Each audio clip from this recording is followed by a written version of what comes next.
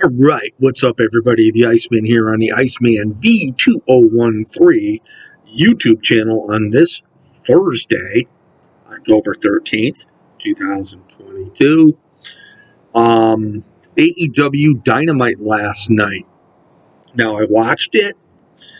There was a lot of good points about Dynamite, but there were things that I still are yet to really understand. Renee Paquette is now All Elite. So to me, that makes sense.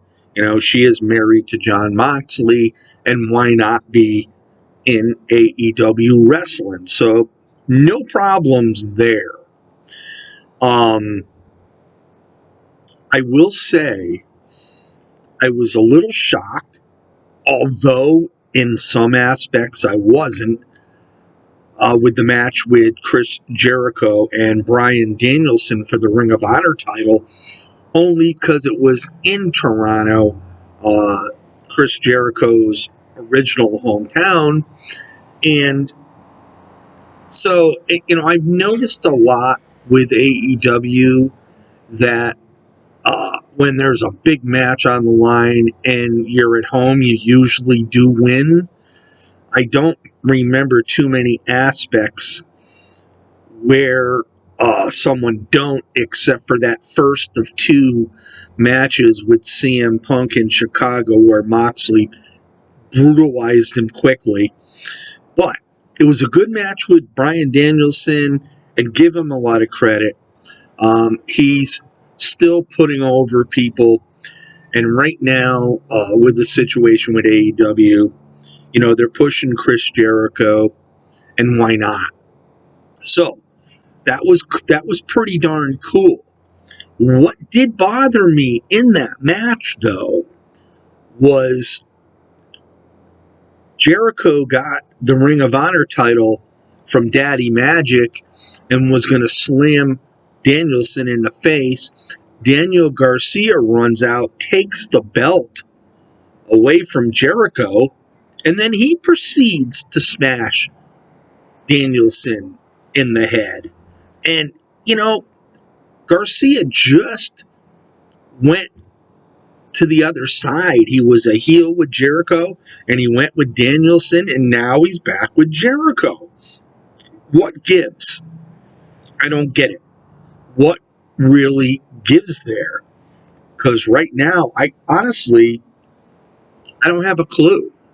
So I'm wondering, what the situation is there with them. The main event, Pac, for the All-Atlantic Championship, facing Orange Cassidy. Cassidy's been in a lot of big matches, and Pac or Pac, whatever you want to call him, didn't need to hold two belts. So, in essence, it's about time that Cassidy did get a belt, because every time he's in a big match, he always seemed to got beat. And this time now, he finally won. And, that to me was pretty cool. I'm tired of Toni Storm, the AEW's interim women's champion, which they make sure they say that, teaming up with a partner and not wrestling in a singles match.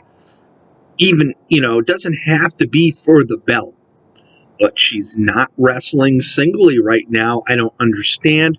Her and Sheeta came out on top last night against Britt Baker and Jamie Hayter. A good match there. I really enjoyed the confrontation with Hangman Adam Page after Moxley came out. Hangman, in some ways, it all depends on how you take it out of context, basically said he's on his own. His recent friends have left him. His past friends he has no more. And he made reference to the fact, basically, at Double or Nothing, he didn't drop the ball and take out CM Punk. He didn't mention Punk's name. He didn't mention the Bucks or Kenny Omega's name, but there was reference made there. Now, this Tuesday, Dynamite is on, and they're from Cincinnati, Ohio, where Moxley comes from. Will this be just another city where the champion comes out on top?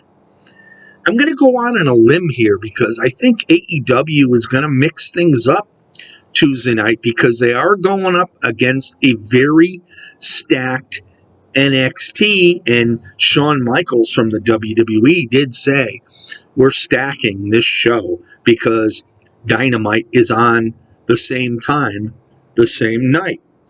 So, I'm going to go out on a limb. Right now, I'm 51-49. Hangman Adam Page ends up beating Moxley, and then does he go on a little bit of a vacation? But it makes you wonder because Renee just signed with the company. But, it would be a well-deserved rest for Moxley because he's really carried the load for a long time. And I think they made a huge mistake, and I've been saying this all along. Hangman should not have lost at Double or Nothing. Ever since his loss to CM Punk, look what has happened to the AEW Men's World Heavyweight Championship. Punk wins twice. He's hurt twice. Who cares? Should have left it on Hangman Page at that moment. And I'm also wondering, too, a lot of people are saying, well, the plans are at Full Gear. MJF's going to get that belt. Maybe he won't. This is still 2022. MJF's contract, I believe, runs out in 2023 or early 2024. So, if anything, I see MJF getting that title maybe in 2023. But then again, you got to think about what would be the main event at Full Gear. Regardless, if Hangman wins, it very well could be MJF. If Moxley retains, it's just not in me to say, unless there's shenanigans going on, that Moxley loses to MJF. And if I was John Moxley, I would go to Tony Khan and say, man, I can't put him over. And furthermore, I look at this on another aspect. How often does MJF wrestle? Yeah, he wrestled Yuta last week. Big deal. That was once in 129 days. So figure out the math. It's 3 months and 9 days or thereabouts. So anyway, I think there's going to be some big things going on in AEW on this Tuesday night. And what better than to have John Moxley and Hangman Page in a beautiful, brutal match. And whoever comes out on top, to me, will be a great main event. So we'll wait and see. I'm sort of curious. You just got to wait and find out.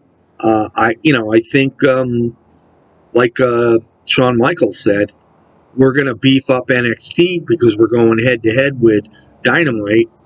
And Tony Khan's got to figure the same way. He really does have to do that.